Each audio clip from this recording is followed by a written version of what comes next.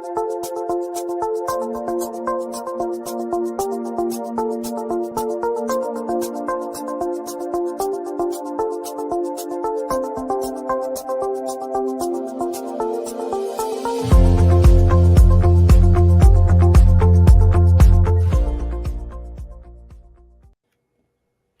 hello, I'm Janet Morena, the Executive Director of Priests for Life. Welcome to our program. And of course, when you listen to people who debate this abortion issue, they always throw up to people who are pro-life, well, what about the girls raped? What about her? You're going to make her have that baby? And the answer is, first of all, only 1% of all abortions are for that reason, for rape. But second of all, why would you punish the baby for the crime of the father? Right? Oh, but what about the mother? Well, what we're going to do today, we're going to delve into what about the mother? And we're going to have a chance right now to chat with a woman who was 14 years old when she was raped. And she did not abort. She had the baby. And now it's full circle. She's back at that same pregnancy resource center helping other abortion-minded clients to choose life. And you're going to learn a lot on this program, so let's stay tuned now while I introduce you to Christy Lague, who was the girl at 14 who was the victim of rape, and Jamie Galoob, who is the executive director of the Grand Junction Pregnancy Center in Grand Junction, Colorado. So ladies, welcome to the program. Hi. Thank you, Janet. Great to have you. So Christy, we'll start with you. Take everyone back and just briefly explain to them, how did this work out that you were raped at 14, and then kind of how did you choose life as opposed to abortion? Okay. Well, I was a freshman in high school. It was kind of closer to the end of the year, and I was staying late for a theater practice. And one of these classmates that I had, who was a senior, decided that he wanted to take advantage of me in the school auditorium. So that happened. And about 2 weeks later, I was starting to get sick a lot. I ended up having a friend take me to her apartment and have me take a pregnancy test. It was positive. That was a big freak out moment for me, honestly, because I was 14. 15, on my 15th birthday, I had to talk to the police about what had happened. And it was just it was a traumatic experience. But my mom brought me over to the pregnancy center because we had a friend who actually was the director there at the time. She went to our church, and they really helped me out. It was really wonderful experience after that. Well, you know, Christy, luckily you were with a family, your mom, who knew right away to go to the pregnancy center for help. But so many of these young girls, as you know, starting with the hospital where, you know, they might do the rape kit, as they call it, social workers, and so many just push you down that abortion road. I mean, here you were a freshman in high school and you're going to have a baby. What was that whole thing like? Like, did you stay at home? Did you have to leave school? Kind of help everyone understand how that went.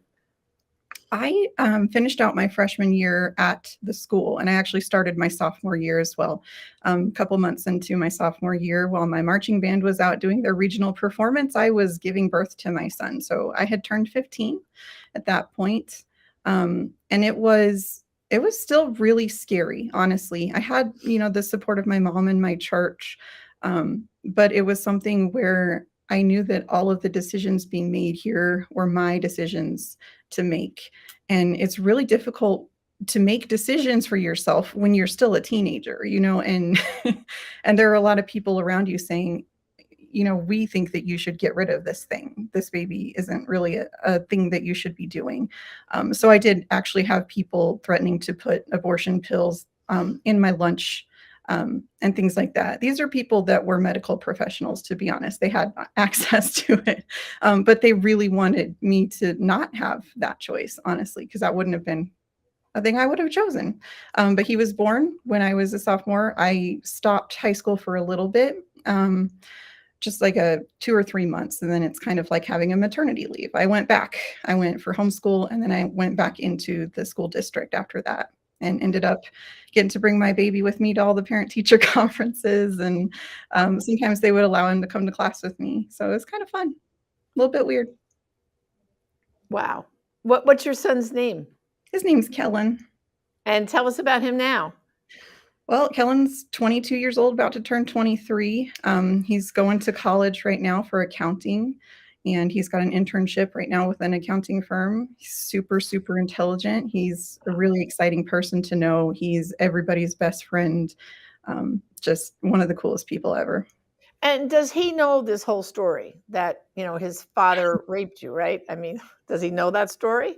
He does, and I'm a little salty on that one. My mom told him when he was 8 years old what happened because he Wow. kept asking, everybody's gotta, bring your kid to work day.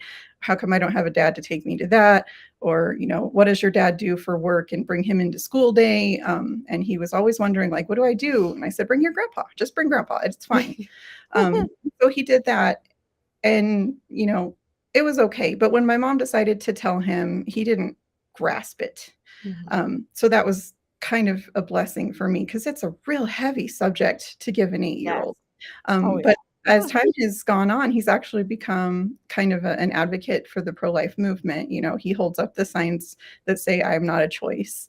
I have pictures of him doing that at the March for Life. I have spoken at the March for Life and at different um, college meetings and things like that. And Kellen has been there for each of them. So yeah, he's very involved. That's marvelous. So Jamie, now at Grand Junction, I mean, this is a pretty unique story, as we know. Like, first of all, for her to be a teenager and give birth to the baby, but then come back now counseling other abortion-minded clients. Tell us how that happened. Yeah, that's our mission here at the Pregnancy Center is to truly transform our clients' lives through the gospel of Jesus Christ. That they don't have to be a victim to what happened to them and that they can take power in their own story. And when girls come in, we want to eventually have them as our volunteers and standing side by side with us. So it's definitely been amazing to watch Christy come from a place of such brokenness and what our world chooses to see as not an empowered place, but for her to change that and watch her just love on her son and grow in Christ's love and teach that to him and really stand on that firm foundation. Right. So now, tell us about the pregnancy center more, because I always tell everybody, pregnancy centers do more than just diapers and formula, parenting classes they do, but give people, like, you have that abortion client in that counseling room. So step by step, I guess first you do the pregnancy test, right? Like, give us the steps first, that, and then we're going to go back to Christy because I want to ask her about what does she say to them. But let's talk about, practically speaking, what's step 1, step 2, step 3? Yeah, practically speaking, if we know that she's abortion minded already, we're going to seek the will of God. And we're going to just ask him to cover us in his spirit that we can be the vessel that he uses to talk to her spirit. So we know here at the Pregnancy Center that we don't hold all the answers, but we know who holds all the answers. And so, we're going to just receive her, make her feel as comfortable as possible, that she is not judged and that we actually value her heart and her life and her spirit. And we really want what's best for her too. So we'll bring her into our counseling room. We'll just start kind of getting to know her first. We don't want to necessarily go straight to her story. We want to know, who is she? What's her name? How can we help her best? What does it look like? And then we do start heading into those deeper questions. And sometimes we cry with her. Sometimes we're heartbroken, and we can be honest and say, "Hey, I'm sorry that you're here, but let's talk through this so that we can find a solution together."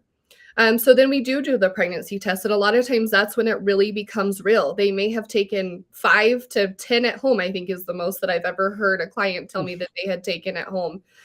And it really becomes real in that moment. And it's very heartbreaking to sit with people who are at a crossroads in their life. And it can either be a really hard journey in parenting, or it can be a really, really hard journey if they choose to kind of compound that trauma. And so we just want to be in the moment and let the rest of the world fall to the wayside and really get to her heart and what she wants and empower her and God to make the right decision for her and her. And then, of course, you give her an ultrasound next, right? In Grand Junction, we are not medical yet. If she wants an ultrasound, then we have doctors who will provide that for her. And yes, we are able to do that. We're just not able to do that in-house at the moment. I see. But we all know that ultrasound really does two things. Number one, if it's a viable pregnancy, she sees the baby, she hears the heartbeat. But the other good thing about it that she will not get at Planned Parenthood is if it's not a viable pregnancy, you can see that on the ultrasound. And so many of these girls, I tell people this all the time, now Planned Parenthood is going to give them an abortion when they probably were going to have a miscarriage because the doctor can see it. This pregnancy is not viable. So in reality, you're protecting her from lies from Planned Parenthood, right? Absolutely. And that's our goal, is to just be able to speak the truth in love to her, to make sure that she knows what her body and what she's getting ready to go through. We want her to be prepared and educated, because an educated woman makes good choices typically. So now what kind of things, Christy, do you say in that counseling room, being you have this experience, you can almost say, been there, done that, got the t-shirt to prove it. I was a freshman in high school and I was raped and I had the baby and he's in college now. But when you've got that abortion-minded client sitting there saying, I just can't do this. I just can't do this. I don't know what my parents are going to say. And I'm too young. I don't want to quit school. What are the kind of things you say to get them to being a life affirming? So we're in Colorado. It's one of the most progressive states. So our hands are tied a little bit. I cannot talk her out of anything. And so kind of what I'm here to do, I give her information. I have pamphlets and literature all over the place, stuff that tells her exactly what's going on with her body and how her little baby is developing and these great things. So after we offer her the ultrasound and we're talking a little bit about our stories, if it comes down to, I just don't think I can do it, my mom's going to hate me. A lot of times I'm like, I thought my mom was going to hate me too, and if you would like to hear a little bit about my story, I'm happy to talk to you about it. It's not as hard as it's coming up into your brain to be, and we can work through this together. A lot of this is, we can get through this together. And I've had clients actually kind of change their minds right in there, just knowing that they have support, and that they don't need to go through it alone. And I'm telling them, you can come in every day, every week. I don't care. Whatever you want to do. If you need to talk to somebody, you've got me, you've got my cell phone number, you've got anybody here who's a consultant or counselor. We're going to be here with you 100%. Doesn't matter if your mom hates you. Sorry. So do you ever have, either one of you can answer this, do you ever have a client too where she says, I'm afraid to tell my mom or my whole family? Do you assist in that? Like, will you say, okay, get your mom to come here, or we'll come with you to tell your mom? I mean, how does that work? I'll take this one. Yeah, I definitely have had that. And I say, hey, let's talk through it, because typically our brain makes things way bigger and more emotional than what it actually ends up being.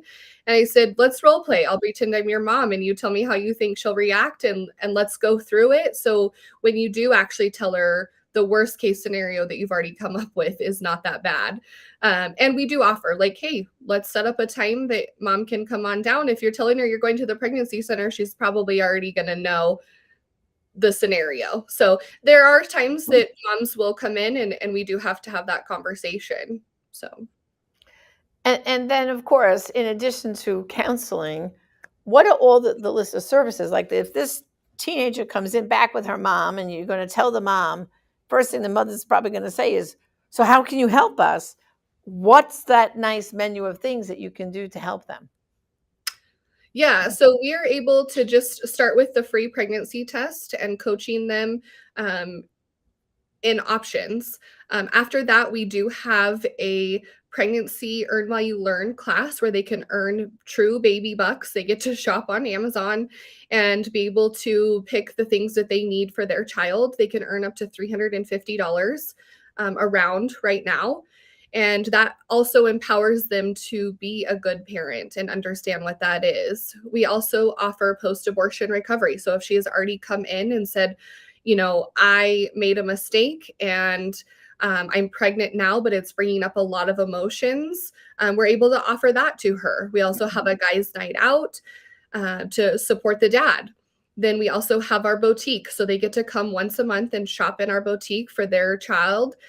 We also have diapers and wipes and formula and nursing supplies. And I can just continue to go on and on because our community is so awesome and supports us in such a big way. Right. Now, if they need help finding a good pro-life doctor and help with that, you do that also, right? Yeah, absolutely. So we have a couple of midwives and doctors who have been instrumental in helping us provide ultrasound. And so we give them their name and we know exactly who to send them to in our town. And of course, they'll give them care and help all through the pregnancy then, right? Yes, absolutely. That's great. Now, here's the most important question. This is what, when I'm out on the streets, they wag the finger at us. And then once the baby's born, then what? So what's the then what? Yeah, so we support them up until a year of life here, and then we have other resources that we can plug them into. We have clothing, strollers. We can't do cribs, but that's where we came up with our Earn While You Learn. So they can earn money to purchase a crib or a car seat. We do our new baby bags. They're called layettes, and it's basically everything you need to bring the baby home from the hospital. We do have Earn While You Learn classes in the first year after the baby is born. And it's all about those toddler years and what to expect and when you should go to the doctor and just really educating them again to be empowered parents. That's great. And so they're in Grand Junction in the course of a year. About how many clients do you see and how many babies have you saved? Everyone always like to hear the numbers, Yes, so we see about 250 clients a month. I haven't done the yearly total, but I can add that up. And then we save probably around 250 babies a year that we record. So That's amazing. That is ladies, phenomenal work. Phenomenal work. And I know that you have like your 3 centers are affiliated there in the that area of Colorado, right? There's Grand Junction and then there's 2 others, right? You're all kind of connected?